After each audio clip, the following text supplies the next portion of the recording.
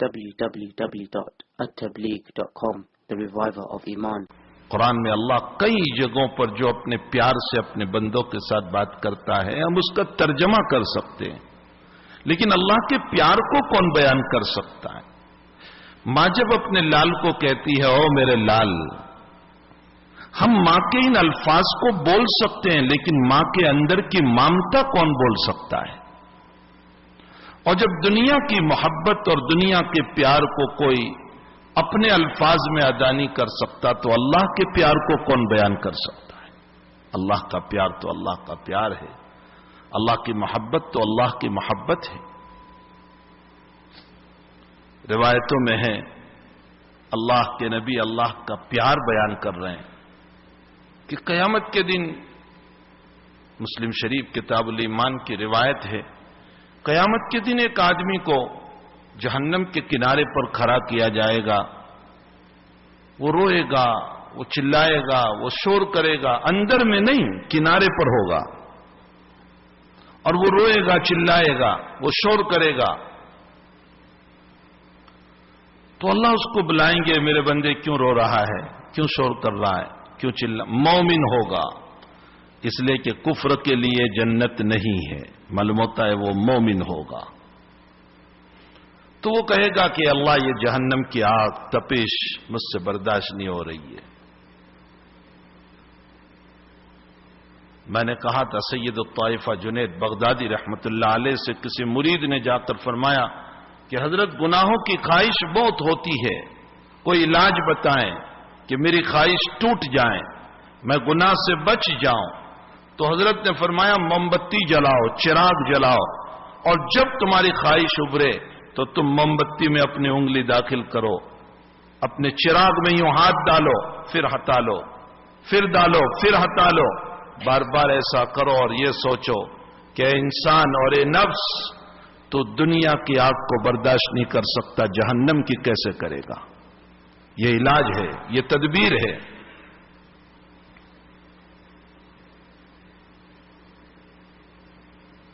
تو تعالیٰ جل شانہ اس کو کنارے پر کھڑا کریں گے، وہ کہیں گے اللہ تپش بہت ہے، برداشت نہیں ہوتی۔ تو کہا کیا کروں تیرے ساتھ؟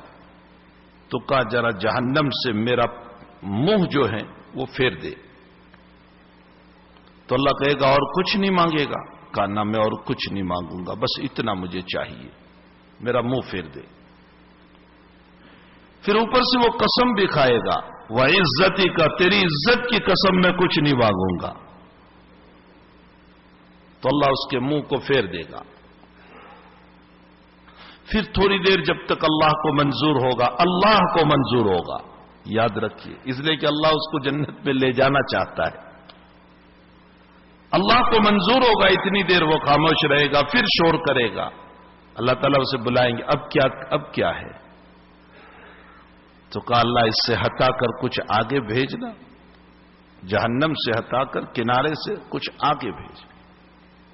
اللہ کہے گا آپ کچھ نہیں مانگے گا؟ کہا تیری عزت کی قسم میں کچھ نہیں مانگوں گا۔ اللہ تعالیٰ وہاں سے ہٹا کر آگے کرے گا، پھر اللہ کو جتنی دیر منظور ہوگا پھر شور کرے گا۔ اللہ کہے گا اب کیا ہے، اب کیا مانگ رہا ہے؟ تو وہ کہے گا کہ اللہ ذرا جنت کے قریب کر دینا۔ حق تعالیٰ کہے گا اب کچھ نہیں مانگے گا؟ کہا نہ، تیری عزت کی قسم میں کچھ نہیں مانگوں گا۔ تو اللہ اور آگے کر دے گا، پھر تھوڑی دیر شور کرے گا، اللہ کہے گا اب کیا ہے؟ تو کہے گا اللہ مجھے جنت ہی میں بھیج دینا، یہاں تو بھیج دیا تو نے، اب اندر ہی بھیج دے۔ نبی کریم صلی اللہ علیہ وسلم اس روایت کو بیان کرتے ہوئے ہنس رہے۔ مسلم شریف میں ہے کہ اللہ کے حبیب نے صحابہ سے فرمایا مجھے پوچھتے نہیں میں کیوں ہنس رہا ہوں؟ فرمایا یا رسول اللہ ہمارے ماں باپ آپ پر قربان کیوں ہنس رہے؟ فرمایا میرا اللہ اس کو بیان کرتے ہوئے ہنس رہا ہے، بندے کی اس کیفیت کو بیان کرتا ہوا۔ پھر اللہ کہے گا کہ تیری ماں تجھ کو روئے، تو بار بار میری عزت کی قسم کھاتا ہے، پھر توڑتا ہے، پھر توڑتا ہے، لیکن اللہ اس وقت یہ نہیں کہیں گے کہ تو قسم کھا کر کیوں توڑ رہا ہے، جا جنت میں چلا جا۔ اللہ کا پیار ہے،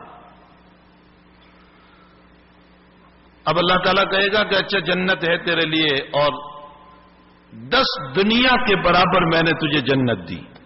ایک دنیا نہیں, ایک مکان نہیں, ایک توڑن تو نہیں, 10 دنیا کے برابر. تو واپس آئے گا, اللہ ایک بھی سیٹ خالی نہیں. یہاں پھر اللہ ہنستا ہے, وہ آ کر کہے گا کہ اللہ انت الملک, تو بادشاہ ہو کر میری مذاق کرتا ہے. بادشاہ تو کبھی چھوٹوں سے مذاق نہیں کرتا, تو بادشاہ ہو کر مجھ سے مذاق کر رہا ہے. تو اللہ کہتا ہے میں نے کیا مذاق کی؟ کہا تو کہتا ہے 10 دنیا کے برابر ہے اور یہاں تو ایک بھی سیٹ نہیں مل رہی ہے. اللہ کہے گا تو جا, پھر جا. اب جو جائے گا تو اس کو ایک بہت وسیع میدان ملے گا جو اللہ کی طرف سے اس کو جنت میں دیا جائے گا. اس حدیث شریف کا ہم ترجمہ تو کر سکتے ہیں, لیکن نبی کے بیان کردہ اندر کے جذبات اور اللہ کے پیار کو کون بیان کر سکتا ہے؟ حدیث کا ترجمہ تو ہم نے کر دیا, اللہ کے پیار کو کوئی بیان کر ہی نہیں سکتا. اس صورت میں اللہ نے اپنا پیار بیان کیا, اپنا دلار بیان کیا, اپنی محبت بیان کی. میرے بھائیو, یہ مسئلہ مسلم ہے کہ دنیا میں جو انسان آتا ہے مختلف راستوں سے آیا ہے, مختلف راستوں سے. اللہ الذی خلقکم من ضعف ثم جعل من بعد ضعف قوة ثم جعل من بعد قوة ضعفا وشیبا یخلق ما یشاء. کبھی اللہ تعالیٰ کہتا ہے الم نخلقکم من ماء مہین, ہم نے تم کو بدبودار اور کمزور نطفے سے پیدا کیا, جس نطفے کی, جس پانی کی کوئی حیثیت نہیں تھی. کبھی کہتا ہے ہم نے تم کو کھنکھناتی مٹی سے پیدا کیا. تو کمزور انسان مختلف شکلوں سے ہو کر نطفے سے خون بنا اور خون سے گوشت بنا اور گوشت کو جمایا اور پھر ہڈیاں چرائی اور ہڈیاں چرانے کے بعد شکل بنائی اور شکل کے بعد اب تعالیٰ جل شان ہو ایک مدت متعینہ رکھ کر پھر اس کو دنیا میں لایا. اور دنیا میں لانے کے بعد ہمارے مفتی شفیع صاحب رحمۃ اللہ علیہ کی ایک بات میں اکثر نقل کرتا ہوں اپنی مجلسوں میں, اور خصوصاً جہاں مہینے میں ایک جمعرات کبھی تربیت کی لائن سے کچھ آ جاتے ہیں, اصلاح کی لائن سے, تو میری بھی اصلاح مقصود ہوتی ہے, اس میں جو آنے والے ہیں ان کی بھی ایک جمعرات کو کچھ اصلاح مقصود ہوتی ہے. تو میں مفتی شفیع صاحب کی بات اکثر نقل کرتا ہوں, اندر کا نفس مجھے مجبور کرے میرے علم کے غرور پر, تکبر پر, برائی پر. اندر کا نفس مجھے مجبور کرے دولت کے فخر پر, تکبر پر, غرور پر. اندر کا نفس مجھے مجبور کرے میری عزت کے غرور پر, فخر پر, تکبر پر. مفتی شفیع صاحب فرماتے ہیں تیری اصلاح کے لیے تجھے کچھ کرنے کی ضرورت نہیں ہے, تو بیت الخلاء میں اپنی قضاء حاجت کے لیے گیا ہے, تو اسی اپنی کیفیت کو دیکھ لے, اور دروازہ اگر کھل جائے اور کوئی تجھے دیکھ لے اور اس بھدی شکل میں, تو تیری ساری بادشاہت کا غرور ختم ہو جائے گا. وہاں مفتی شفیع صاحب ایک جملہ فرماتے ہیں تیری بیت الخلاء کی قضاء حاجت کی کیفیت یہ تیرا مربی ہے تیرے تکبر کو توڑنے کے لیے, یہ تیرا مربی ہے. اگر انسان اسی پر غور کرے تو سب ٹوٹ جاتا ہے. ہاں میرے بھائیوں, ہم نے اپنی اصلاح کی فکر ہی نہیں کی. خدا پاک کی قسم, میں نے اور آپ نے اپنی دنیا بنانے کی جتنی فکر کی کہ میری دنیا بن جائے, میری دنیا بن جائے, میری دنیا بن جائے, لیکن میں نے اپنی آخرت بنانے کی کوئی فکر نہیں کی. حضرت علی رضی اللہ تعالیٰ عنہ فرماتے ہیں الدنیا مدبرۃ والآخرۃ مقبلۃ ولکل منہما بنون فکونوا من ابناء الآخرہ ولا تکونوا من ابناء الدنیا. امام بخاری علیہ الرحمہ اس کو نقل فرماتے ہیں حضرت علی کے اس قول کو. دنیا پشت پھیر کر جا رہی ہے, آخرت سامنے آ رہی ہے. کچھ دنیا کے بھی بندے ہیں, کچھ آخرت کے بھی بندے ہیں. اے لوگوں, حضرت علی کہہ رہے ہیں اپنے سننے والوں کو, اے لوگوں تم کس کے بندے بنو گے؟ فرمایا آخرت کے بندے بننا, دنیا کے بندے نہ بننا. دنیا بقدر ضرورت ہے, آخرت اصل حقیقت ہے. دنیا بقدر ضرورت ہے, آخرت اصل حقیقت ہے. انسان کی پیدائش اور مقصد تخلیق انسان اللہ نے دنیا کمانا نہیں بتایا، ما خلقت الجن والانس الا لیعبدون، عبادت کو بتایا۔ ہاں دنیا ضرورت ہے، دنیا مقصد نہیں ہے، یہ ضرورت ہے، اور انسان کو اس ضرورت کے لیے لگنا چاہیے، لیکن مقصد کی فکر رکھنا چاہیے۔ اور اگر ضرورت ہی کے پیچھے رہا اور مقصد کی طرف توجہ نہ ہوئی تو پھر نبی کا یہ فرمان بھی سنو کہ جب تیرا جنازہ چلا تو تیرے ساتھ مال بھی چلا، تیرے ساتھ اولاد بھی چلی، تیرے ساتھ اعمال بھی چلے، تیرا مال بھی قبرستان سے واپس آ گیا، تیرے اولاد بھی قبرستان سے واپس آ گئی، تیرے اعمال اب قبر میں تیرے ساتھ ہیں۔ حسین مقصد کو لے کر گیا ہے، قبر جنت کا باغیچہ ہے، اور گندے اعمال کو لے کر گیا ہے تو تو نے اپنی قبر کو اپنے ہاتھوں سے دوزخ کا کھڈا بنا دیا۔ یہ نبی کا فرمان ہے، حضور پاک صلی اللہ علیہ وسلم کا ارشاد ہے۔ تو ہمیں چاہیے میرے بھائیوں، اللہ کے پیار کو سمجھیں۔ دنیا میں آنے والا ہر انسان مختلف حالات سے آیا، پھر اس کو دنیا سے جانا ہے، یہ بھی مسلم مسئلہ ہے، اس میں کوئی دو رائے نہیں، نہ کسی مذہب کا اختلاف، نہ مسلک کا اختلاف۔ دنیا کا جو مذہب کا ماننے والا ہوگا موت کو تو وہ بھی مانتا ہے۔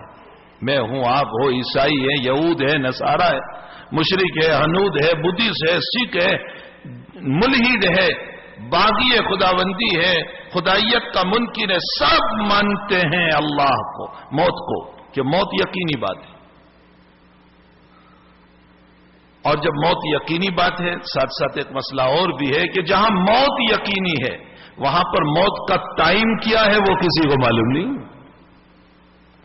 ان اللہ عنده علم الساعة وينزل الغيث ويعلم ما في الارحام وما تدري نفس ماذا تكسب غدا وما تدري نفس بأي ارض تموت۔ انسان، قیامت کا علم میں نے کسی کو نہیں دیا، نبی کو بھی نہیں دیا۔ وينزل الغيث، بارش کہاں برسے گی، کتنی برسے گی، ہم نے کسی کو علم نہیں دیا۔ وَيَعْلَمُ مَا فِي الْأَرْحَامِ، ماں کے پیٹ میں کیا ہے ہم نے اس کا علم کسی کو نہیں دیا۔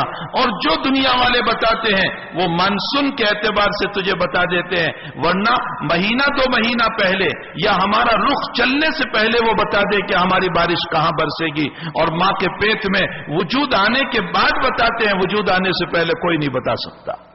وَيَعْلَمُ مَا فِي الْأَرْحَامِ وَمَا تَدْرِي نَفْسٌ مَاذَا تَكْسِبُ غَدًا، کل تو کیا کرنے والا ہے تیرے اللہ ہی کو پتا ہے، تجھے بھی پتا نہیں۔ وَمَا تَدْرِي نَفْسٌ بِأَيِّ أَرْضٍ تَمُوتُ، تیری موت کس زمین میں ہونے والی ہے تجھے بھی پتا نہیں ہے۔ یہ بیٹھے ہوئے لوگ کب کون مرے گا نہ ان کو پتا ہے نہ مجھے پتا ہے، میری موت کا علم نہ مجھے ہے نہ آپ کو ہے۔ تو موت یقینی ہے، موت کا پتا نہیں۔ اور جب یہ دونوں باتیں مسلم ہیں تو پھر ساتھ ایک تیسری بات بھی ہے کہ جب یہاں موت یقینی ہے اور مرنا ہے اور جانا ہے تو معلوم یہ ہوتا ہے کہ دنیا دائمی زندگی نہیں ہے، اور جہاں دائمی زندگی نہیں ہوتا وہاں مسافر ہوتا ہے۔ اس کا مطلب ہم دنیا کے مسافر ہیں۔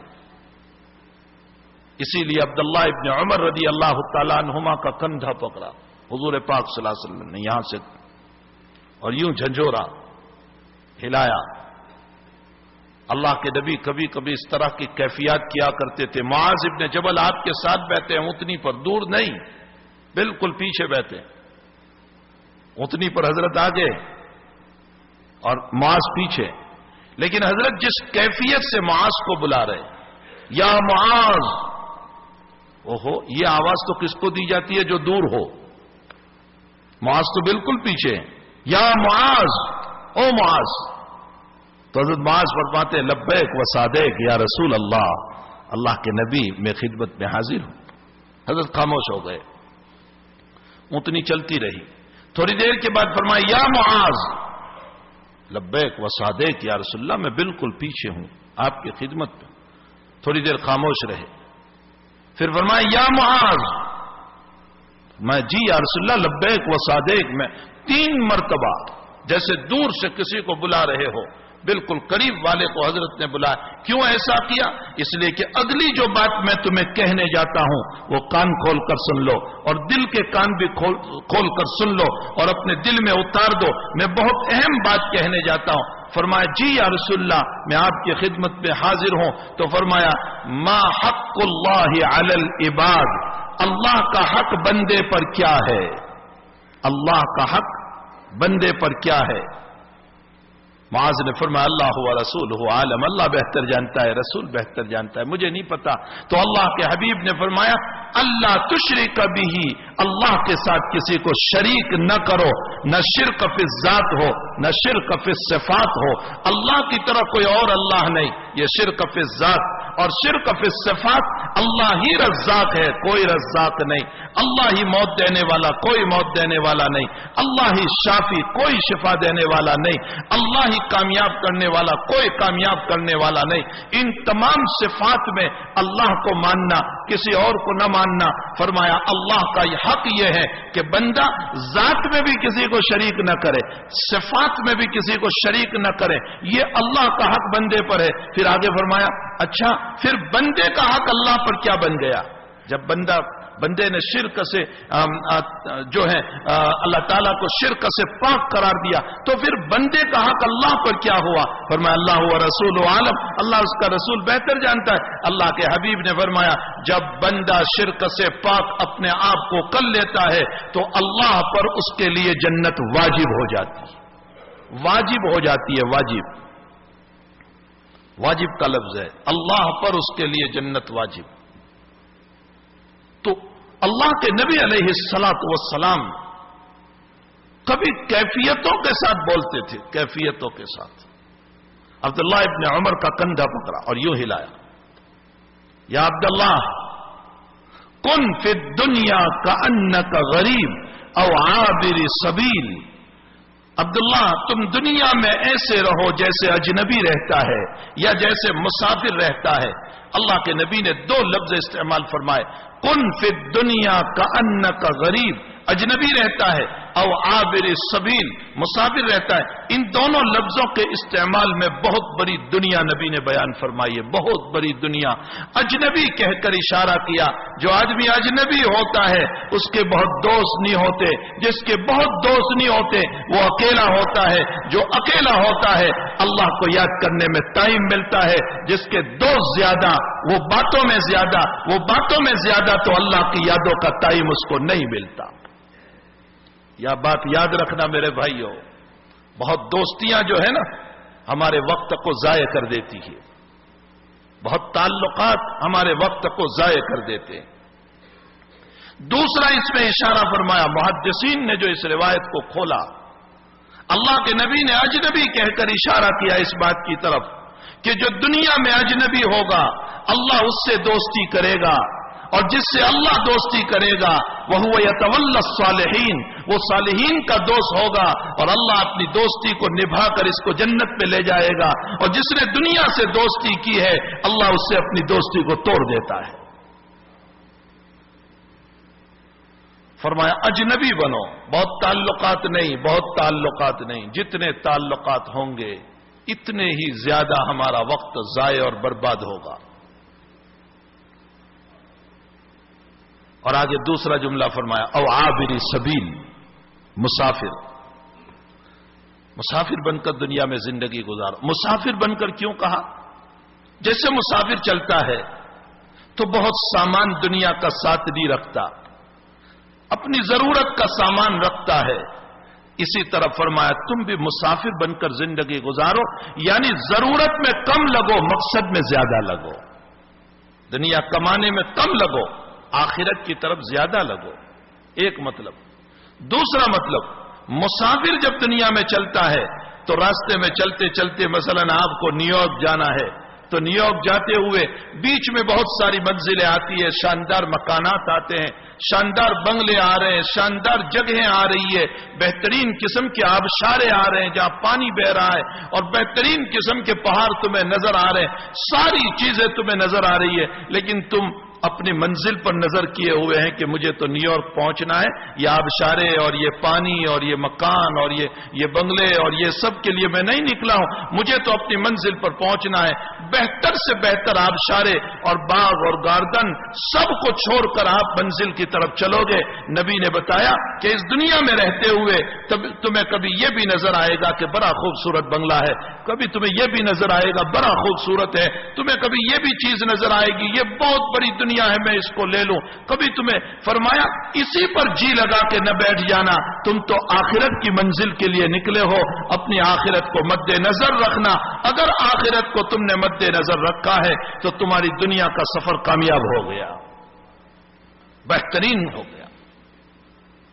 اللہ کے حبیب پاک صلی اللہ علیہ وسلم کی ایک ایک باتوں میں ساری دنیا سمائے ہوئے.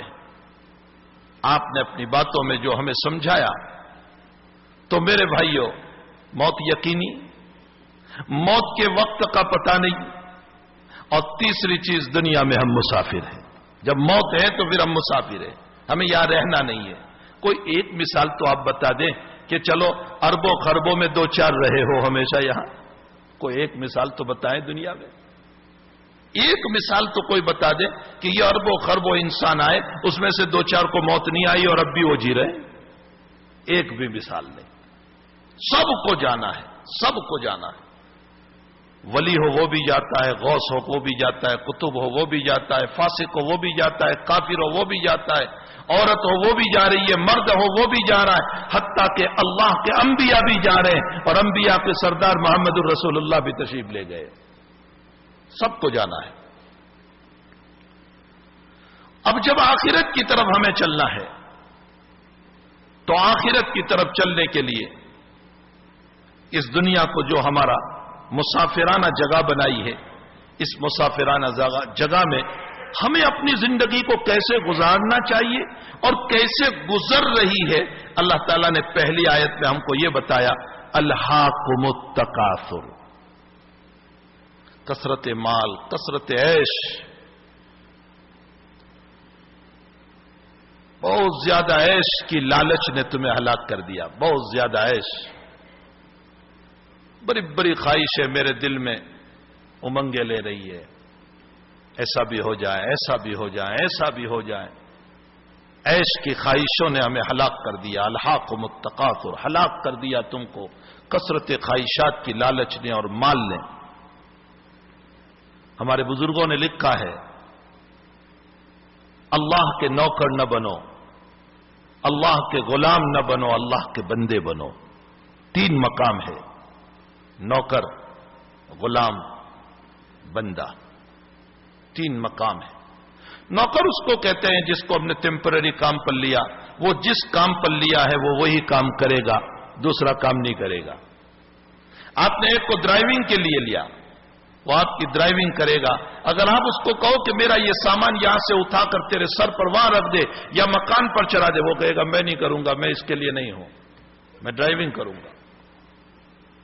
نوکر ایک کام کرتا ہے, سارے کاموں کو منع کرتا ہے. غلام اس سے اوپر ہے, غلامی کا دور ختم ہو گیا, لیکن غلام اس کو کہتے ہیں کہ جو مولا کے تابع ہوتا ہے. مولا نے آج اس کو کہہ دیا کہ تو گورنر بن جا, تو وہ گورنر بن جاتا ہے, اور مولا نے پرسوں اس کو کہہ دیا بیت الخلا صاف کر لے, تو بیت الخلا بھی صاف کرنا پڑتا ہے. وہ مکمل تابع ہے, حتیٰ کہ مولا اس کو بیچتا بھی ہے. مارکیٹ میں اس کی تجارت چلتی تھی, غلام کی تجارت چلتی تھی. تو یہ تابع تو ہے مولا کے, اور مولا جو کچھ کہہ رہا ہے اس کو کرنا پڑتا ہے. لیکن ایک کام میں وہ بھی انکار کر دے گا, اور وہ کام ہے مولا اگر یوں کہہ دے کہ اللہ کی عبادت کو چھوڑ دے, تو غلام کہے گا یہ نہیں ہو سکتا ہے, میں اس تیری بات کو نہیں مانوں گا, چاہے تو میرا آقا ہے لیکن میں اس کو نہیں مانوں گا. لا طاعت لمخلوق فی معصیت الخالق, مخلوق کی ایسی اطاعت نہیں ہوگی جس میں خالق کی نافرمانی ہو. باپ کی ایسی فرما برداری نہیں ہوگی جس میں اللہ کی نافرمانی ہو. ہاں, بعض مرتبہ اگر باپ یوں کہہ دے کہ تجھے نماز نہیں پڑھنا ہے, باپ کی بات نہیں مانیں گی. باپ اگر یوں کہہ دے اس کو مار, اور وہ ظلمن ہے, نہیں مانیں گے. ہاں, نہ ماننا ادب سے ہوگا, اس میں ادب ہوگا, لیکن نہیں مانیں گے. استاذ کی بات ظلم میں نہیں مانی جائے گی, استاذ کی بات گناہ میں نہیں مانی جائے گی, شیخ کی بات گناہ میں نہیں مانی جائے گی. ان تمام جگہوں پر پھر اللہ آئے گا. امام بخاری رحمت اللہ علیہ نے بخاری شریف کتاب الصلاۃ میں جماعت کی اہمیت کو بیان کرتے ہوئے ایک قول نقل فرمایا کہ اگر عشاء کی نماز میں ماں یوں کہے کہ بیت مسجد میں نماز پڑھنے نہ جاؤ, اور ماں کو کوئی عذر نہیں ہے, ماں کو کوئی عذر نہیں، ماں اچھی ہے، ڈر بھی نہیں ہے، خوف بھی نہیں ہے، مکان بھی ایسی جگہ نہیں کہ وہاں ڈر لگتا ہو، کوئی خوف لگتا ہو، بس ماں محبتاً منع کر رہی ہے، شفقتاً منع کر رہی ہے کہ بیٹا مسجد میں نہ جاؤ، یہیں تم پڑھ لو یا نماز نہ پڑھو. تو امام بخاری کہتے ہیں ماں کی بات نہیں مانیں گے، ماں کے خالق کی بات مانیں گے. لا طاعت لمخلوق فی معصیت الخالق. تو غلام ضرور تابع ہے مولا کے، لیکن اگر وہ اللہ کی نافرمانی کہے تو اس کو نہیں مانا جائے گا. اس سے اوپر ایک عبدیت ہے، عبدیت. تیسرا نمبر، عبدیت کس کو کہتے ہیں؟ عبدیت کا معنی ہوتا ہے اپنے آقا کے سامنے اپنے اعظم ترین عضو پیشانی کو جھکا دینا اور اس کی کسی بات کو نہ ماننا، اس کی کسی بات کا انکار نہ کرنا. اللہ کہتا ہے میں تم سے نوکری کا مطالبہ نہیں کر رہا ہوں، غلامی کا مطالبہ نہیں کر رہا ہوں، عبدیت کا مطالبہ کر رہا ہوں. عبدیت کا، میری ایک بات کا تم انکار نہیں کر سکتے ہو. اور جس نے میری ایک بات کا انکار کیا اور اس نے اس بات کے انکار میں مجھے حقیر سمجھا، مجھے ذلیل سمجھا یا میرے نبی کو حقیر سمجھا تو سن لو، تم دنیا میں قاسم محمد سب کچھ ہوں گے، ٹوپی اور جبہ بھی رہے گا، داڑھی اور سب کچھ رہے گا، تم مسجد میں بھی آتے جاتے رہو گے، لیکن میں میری فہرست میں مسلمانوں سے تمہارا نام کاٹ دوں گا، اس لیے کہ تم نے میرے حکم کی خلاف ورزی مجھے حقیر سمجھتے ہوئے کی. میرے نبی کو تم نے حقیر سمجھا، ذلیل سمجھا تم نے. تو الہاکم التکاثر، کثرت عیش کی لالچ نے. اسی لیے جناب رسول اللہ صلی اللہ علیہ وسلم نے کتاب الرقاق میں امام بخاری ایک جملہ نقل فرماتے اللہ کے حبیب کا، اور بہت بہترین اصول اللہ کے نبی نے اپنی امت کو سمجھایا. کیا اصول سمجھایا؟ اللہ کے نبی نے فرمایا دنیا کے باب میں اپنے سے نیچے والوں کو دیکھو، دنیا کے باب میں اپنے سے نیچے والوں کو دیکھو، اللہ شکر کی توفیق دے گا، اور دین کے باب میں اپنے سے اوپر والوں کو دیکھو، اللہ تمہیں مزید اعمال کی توفیق دے گا. دنیا کے باب میں نیچے والوں کو دیکھو. نیچے والوں کو دیکھنے کا مطلب اگر 2 بیڈ روم کا مکان ہے تو 3 بیڈ روم والے، بنگلے والے، مکان والے، بڑے شاندار بنگلے میں ان کو نہ دیکھنا.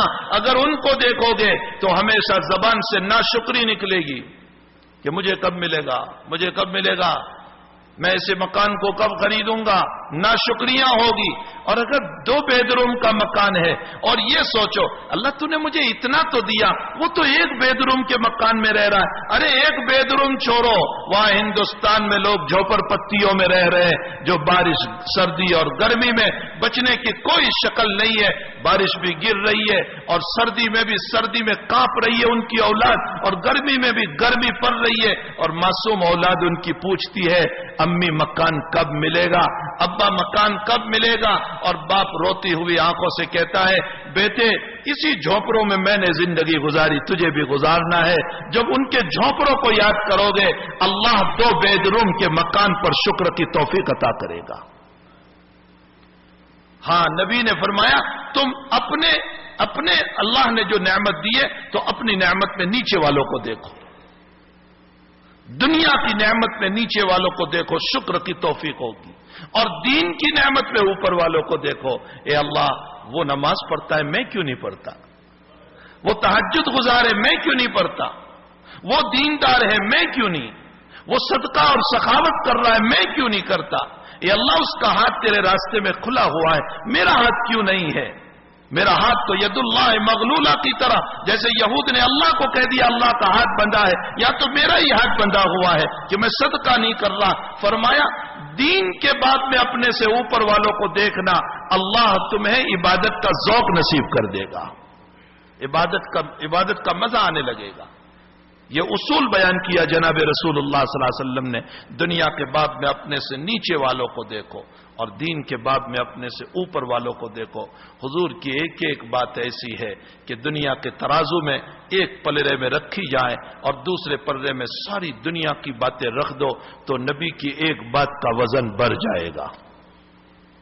ایسی کامیاب ترین باتیں ہیں میری اور آپ کی زندگی کو بنانے کے لیے. اسی لیے ہمارے آقا سے زیادہ ہمارا مصلح کوئی نہیں, ہمارا خیر خواہ کوئی نہیں, ہماری تربیت کرنے والا کوئی نہیں, ہماری زندگی بنانے والا کوئی نہیں, اور ہمیں جو ہے صحیح راستے پر لے جانے والا کوئی نہیں جتنے ہمارے محبوب حضور پاک صلی اللہ تعالی علیہ وسلم ہے.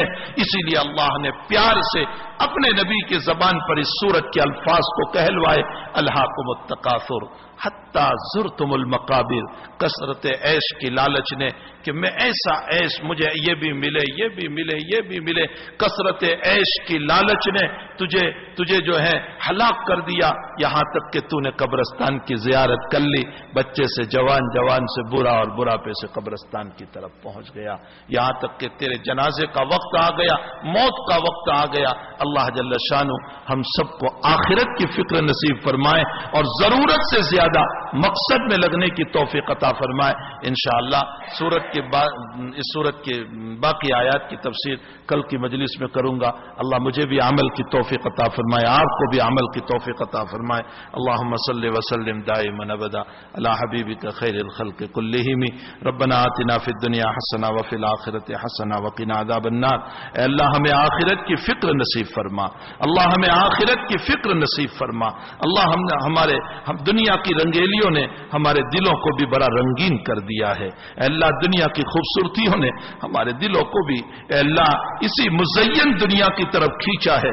ہر وقت اسی کی زینت, اپنا بدن کیسے سجا لے, اپنا چہرہ کیسے ملکا لے, اپنا بدن پر خوبصورت کپڑے کیسے پہن لے, ہمارے مکان کو ہم کیسے سجائیں, اسی میں میری زندگی پوری ہو گئی. میں نے اپنی قبر کو سجانے کے لیے کچھ نہیں کیا. اللہ ہمیں اپنی قبروں کو سجانے کی فکر نصیب فرما, اپنی قبر کو سجانے کی فکر نصیب فرما. اے اللہ جو ایمان کی دولت تو نے دی ہے اس کو بچا کر لے جانے کی ہمیں توفیق عطا فرما, اس ایمان کو موت تک بچا کر لے جانے کی توفیق عطا فرما. راستے میں بڑے جھاڑیوں والے درخت ہے, راستے میں بڑے کانٹے دار اے اللہ لٹیرے کھڑے ہیں, شیطان ہے, باطل طاقتیں ہیں جو میری ایمان کو لوٹنے کے لیے چاروں طرف سے دوڑ رہے ہیں. اگر تو نے ہماری ایمان کی حفاظت نہیں کی, ہمارا ہاتھ نہ پکڑا, ہماری پیشانی نہ پکڑی تو ہمارا ایمان بچنا مشکل ہو جائے گا. اللہ ہمیں اپنے ایمان کو بچانے کی توفیق عطا فرما, اس پر محنت کی توفیق عطا فرما, موت تک ایمان کو بچا کر لے جانے کی توفیق عطا فرما. ہماری قبر کو ہمیں اجالے والی بنانے کی توفیق عطا فرما. اچھے اعمال, صحیح اعمال جو تیرے نبی نے بتائے ہیں اس کو کرنے کی ہم سب کو توفیق عطا فرما. گندگیوں والے اعمال سے ہم سب کی حفاظت فرما, گندے اعمال سے ہماری حفاظت فرما. اے اللہ ہم کیسے نکمے ہیں, ناسمجھ ہیں, اے اللہ بے وقوف اور احمق ہیں کہ گندی جگہوں پر بیٹھ کر خوشبو تلاش کر رہے ہیں. اے اللہ برے اعمال پر بیٹھ کر جنت تلاش کر رہے ہیں, کہاں سے مل سکتی ہے. اللہ ہمیں اچھے اعمال پر بیٹھنے کی توفیق عطا فرما. ہماری دعاؤں کو اپنے فضل و کرم سے قبول فرما. وصلی اللہ علی النبی الکریم برحمتک یا ارحم الراحمین.